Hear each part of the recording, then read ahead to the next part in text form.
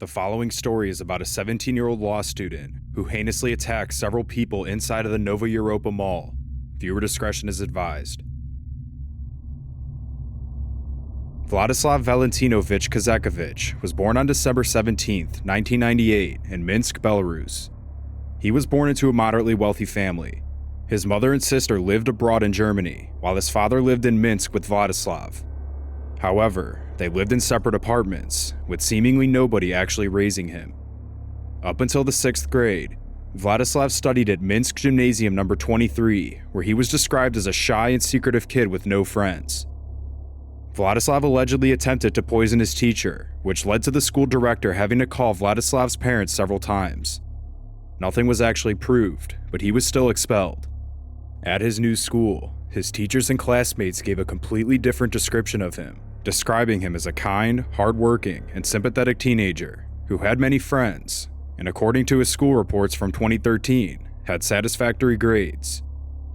However, Vladislav was not how he appeared externally, and this would become clear in 2014, where he would attempt suicide several times.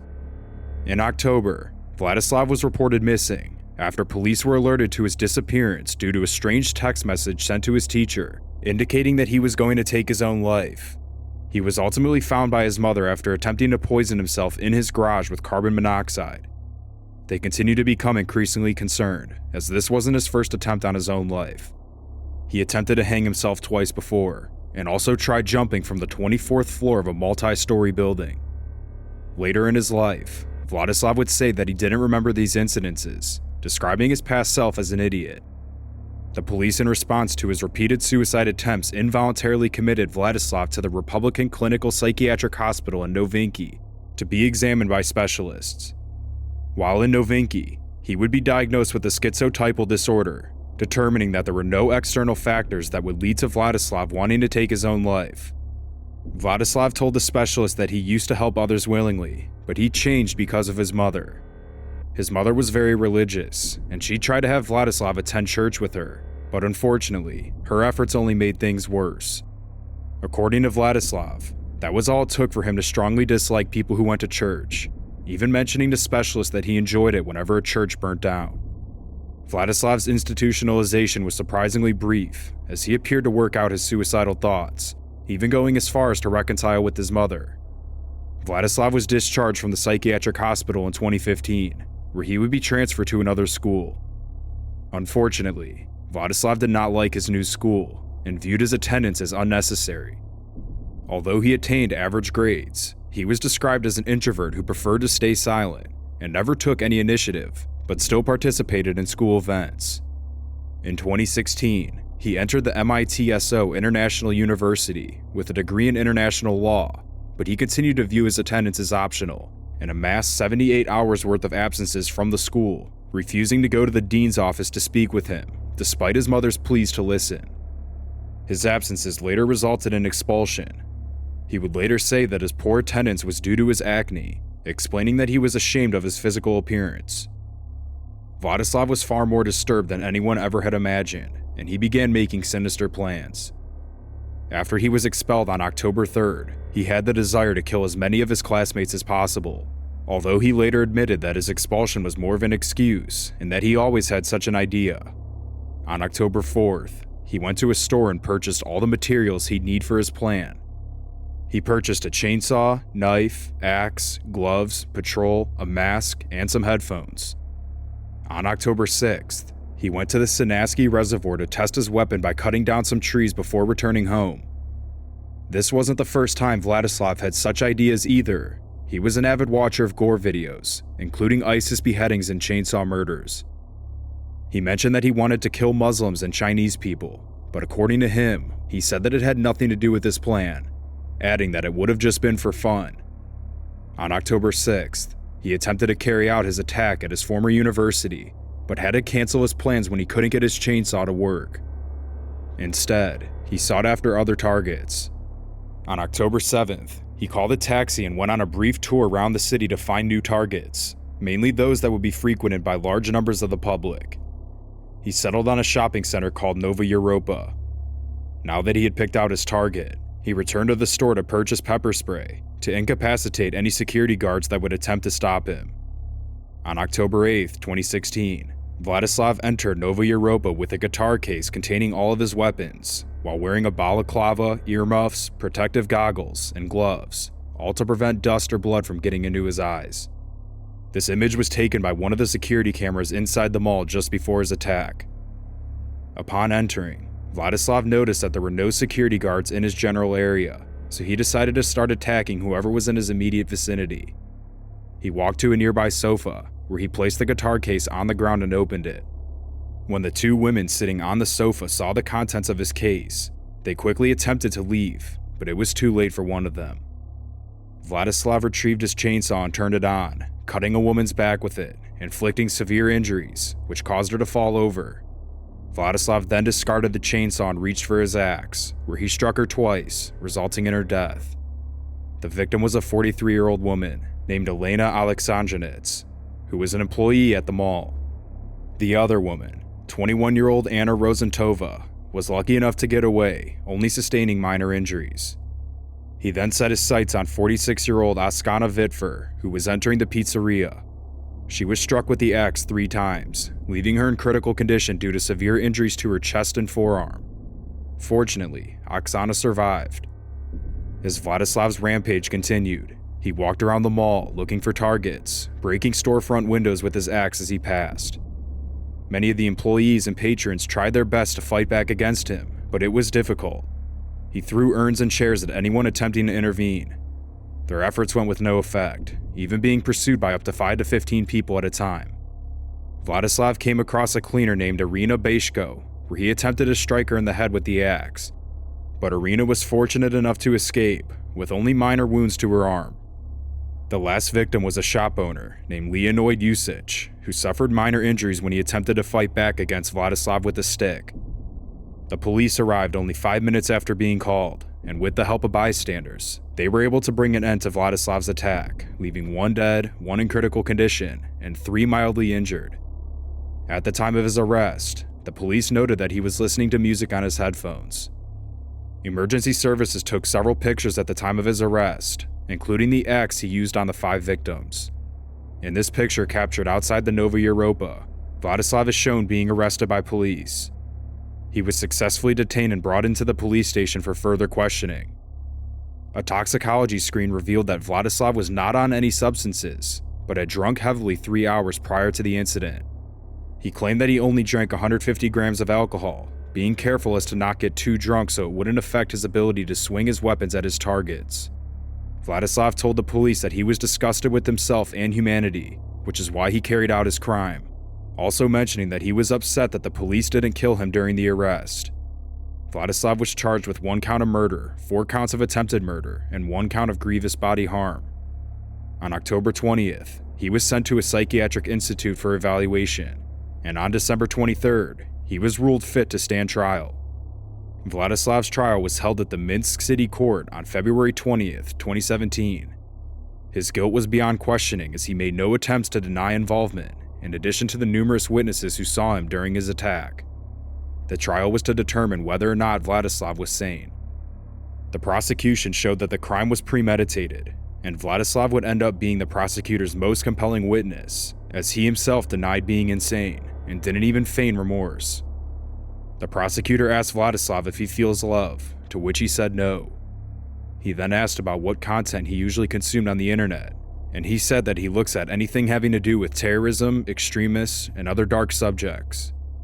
Vladislav then said, in quote, "I loved watching Islamic State executions and uncensored killing videos." The prosecutor asked him about his background and relationships with the victims, teachers, family, and fellow students, to which he denied ever being mistreated by them, and that he simply wanted to kill, saying that he was bad for everyone. When asked about why he didn't try to make friends, he responded saying that he didn't need any. The prosecutor asked Vladislav why he killed and attacked the woman at the mall, and he simply answered by saying they were there at the time, and that he didn't care who got caught. After being asked about where his idea to kill came from, he explained that he had the idea in summer of 2016 to kill Muslims and Chinese people. And when the prosecutor asked about his grievance with these groups, he said that he had no issues, only saying that he just wanted to kill for fun, and he only needed to pick a target. Vladislav explained in detail how he planned the crime in advance and how he purchased all the items used during the attack. He explained that the only thing in his plan that went wrong was that he couldn't find a hostage to use in order to force the police to kill him. His last words before the court adjourned were, "I fully admit my guilt." Vladislav was facing other legal troubles as the survivors, the mall, and relatives of Elena filed lawsuits against him. When he heard how much they were seeking in damages, such as the funeral, he said, "I don't care about moral compensation." Vladislav was also asked by one of his survivors if he would continue to kill if he ever got freed. All he had to say was yes. The trial continued on February 21st. Vladislav was asked about his activities before the attack and if he talked to anyone during the attack. He stated that his sister's boyfriend called his cell phone while he was in the mall, but he ignored the call. When asked what he would do if his parents were in the mall, he simply said that they wouldn't have recognized him, due to how he hid his face and that he'd walk right past them without a second thought. The prosecutor read out how investigators asked what he considered to be the proper punishment to impose on him, and he answered with the death penalty.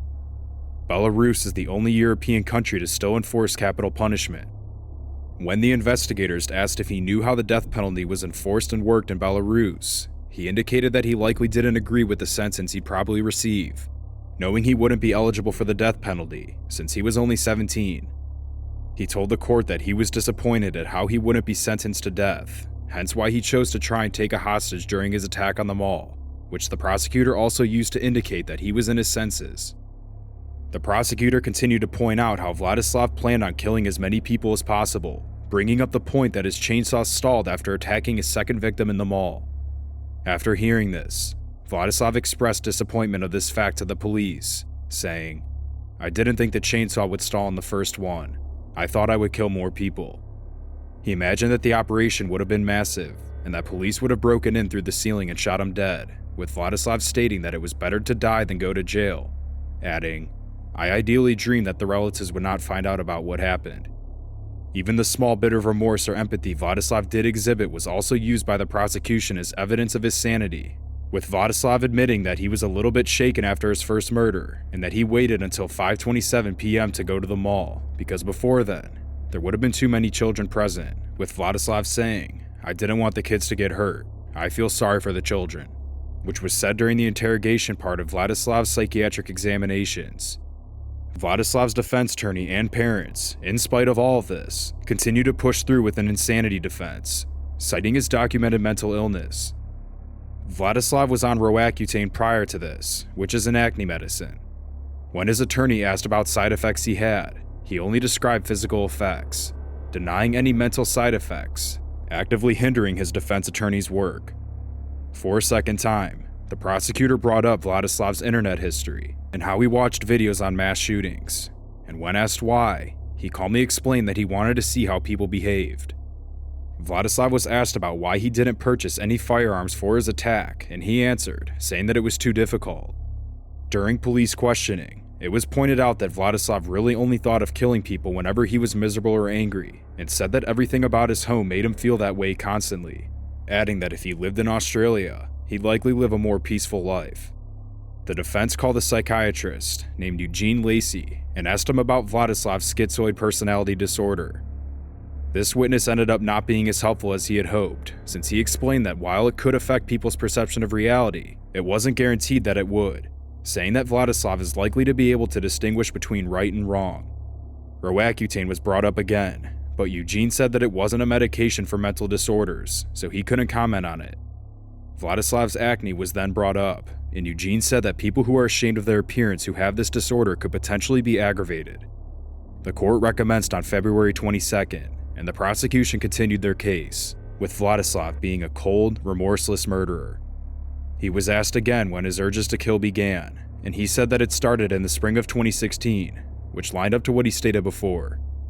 When asked if he had any urges to kill in that very moment, Vladislav said that they were not gone. He also reiterated that he felt no empathy for the deceased, and that their relatives could do without compensation money. On February 23rd, the defense called another psychologist, who stated that his mental health had not deteriorated from the last time she had met with him in February of 2016.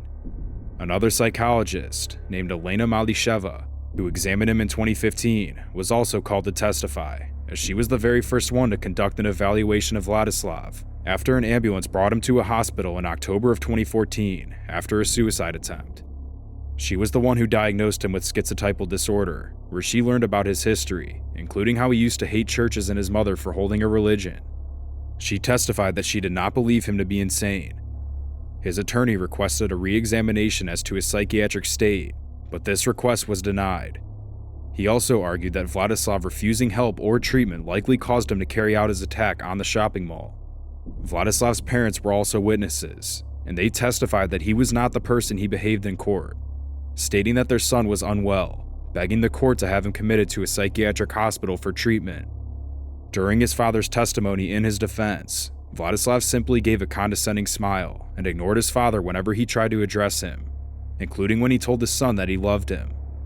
February 27th was the last day before a verdict was set to be returned, and Vladislav's last words in court were, "I would like to say that, unfortunately, I did not fill all my plans for mass murder, so I will be back to finish what I started." Vladislav's father responded to those words, saying that they were the words of a mentally deranged man and not his son, blaming the mental health officials for Vladislav's crime, stating that they did not adequately treat him. Vladislav's parents even paid and donated money to the victims and their relatives for compensation, stating that their son wasn't responsible for it due to mental illness.